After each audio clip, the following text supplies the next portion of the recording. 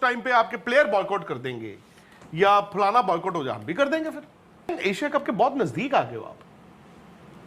अभी आप इतनी नजदीक आ गए हो कि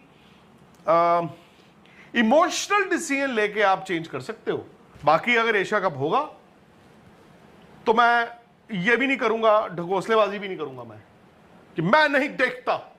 मैं देखूंगा इंडिया को जीत। स्पोर्ट्स तक fan, I feel you guys should take stand on for not covering India versus Pakistan. बताएं भाई, क्या कह रहे हैं आप स्टैंड लीजिए और मत। फिर वही बात, राखी का स्वयंवर जो है इट्स नॉट गुड, और देखना टीवी में चुपचाप सबने ये सब।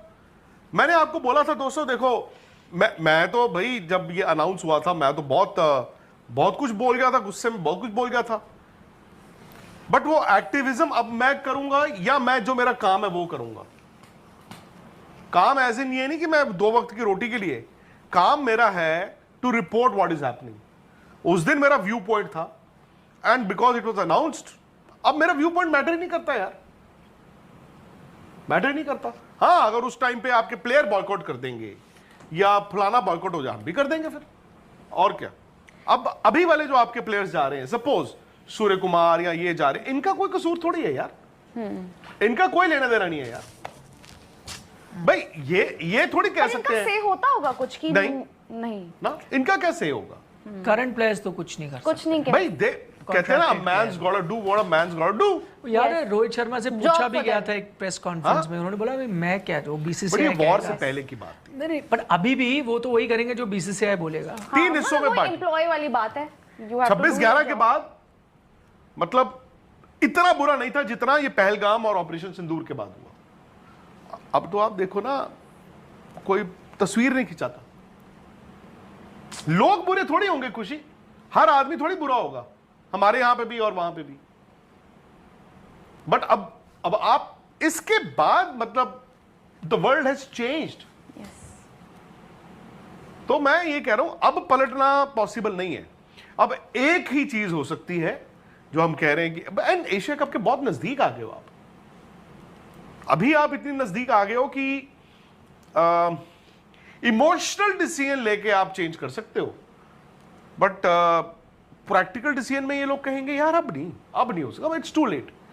Secondly, the only thing that can stop the Asia cup now is, because अभी तकरीबन 20 दिन, 22 दिन, 25 दिन है, अब 15 दिन मान लो, चलो कुछ बड़ा कांड ना हो जाए दोबारा। मतलब कुछ ऐसा ना हो जाए जैसे आसिम मुनीर ने वहां पे बोल दिया कि न्यूक्लियर वॉर कर देंगे, आप हमारी सरकार ने, कुछ ऐसा हो तो ही एशिया कप टलेगा, नहीं तो एशिया कप नहीं टलेगा। And secondly, as an Indian citizen आप क्या सोचते हो, मैं क्या सोचता हूं, मैं एक्टिविज्म तो नहीं कर रहा हूं।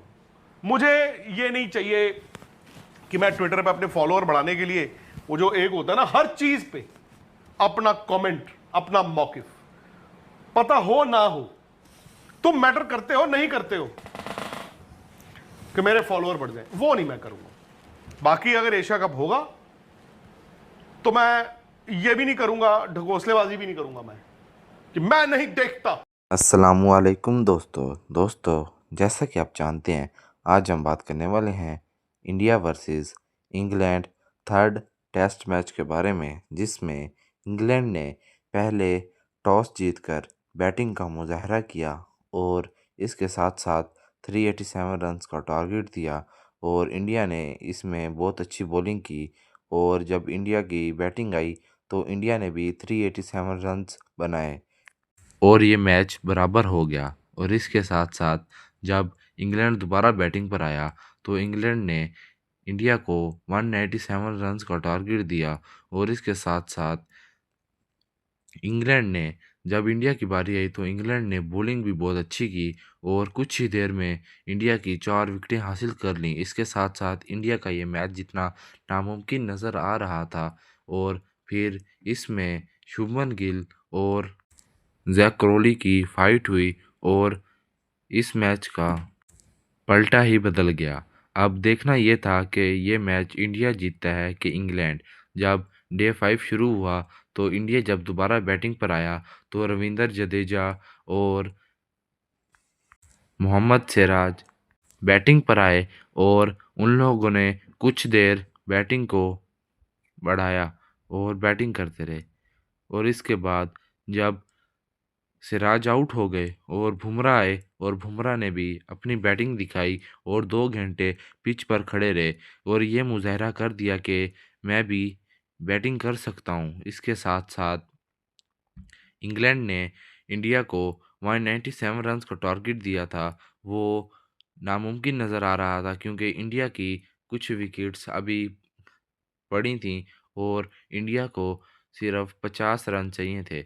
और फिर इसके बाद इंग्लैंड ने अपनी बॉलिंग तब्दील की और बॉलिंग तब्दील करते ही इंडिया की 2 विकेट्स और हासिल कर लीं। अब इंग्लैंड का ये मैच जीतना बहुत आसान हो गया था। और फिर जब इसके बाद मोहम्मद सिराज और बुमराह बैटिंग पर आए तो उन्होंने मैच को 50-50 कर दिया। और जब बुमराह आउट हुए और इसके बाद जब मोहम्मद सिराज बैटिंग कर रहे थे कि इनसे थोड़ी सी गलती हुई जिसकी वजह से ये स्टंप्स आउट हो गए क्योंकि इंडिया को सिर्फ 22 रन चाहिए थे। इसके साथ साथ अब देखना ये था कि ये मैच कौन जीतता है। इंडिया को सिर्फ 22 रन चाहिए थे और इंडिया ऑल टीम आउट हो गया और इंग्लैंड ये मैच विन कर गया। देखा जाए तो इंडिया 22 रन से हारा है। ये हार कोई इतनी बड़ी हार नहीं है। अब देखना है कि ये सीरीज़ कौन जीतता है। अभी 2 टेस्ट मैच बाकी रहते हैं। अब देखना ये है ये टेस्ट सीरीज़ का विनर कौन होता है। अगर दोस्तों आपको आज की हमारी वीडियो पसंद आई हो तो लाइक करें, सब्सक्राइब करें और प्यारा सा कमेंट करें और आगे अपने दोस्तों को शेयर करें। Thank you.